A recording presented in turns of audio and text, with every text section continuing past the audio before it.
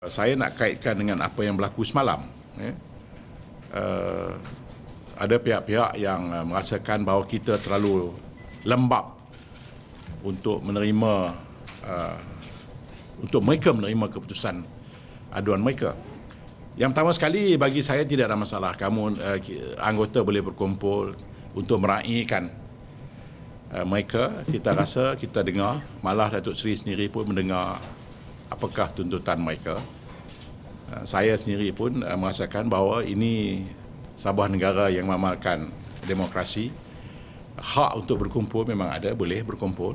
Kita pun bukanlah baru demonstrasi ini. Benda yang lumrah, banner-banner tu pun nampak taklah seperti yang digambarkan. Tengah tu ialah demand untuk pengurusi JVP letak jawatan. Itu biasalah tu. Kan? Orang yang tak puas hati. I'm warning all cabang that if you cannot control your supporters, you misbehave dan kita terpaksa buat keputusan. The moment kita batalkan pemilihan, this is the last one. Kalau you miss this vote, kita akan gantung you. Maknanya you hilang kelayakan untuk menghantar perwakilan dan cabang ini akan digantung dan mungkin kita take over daripada negeri ataupun pusat.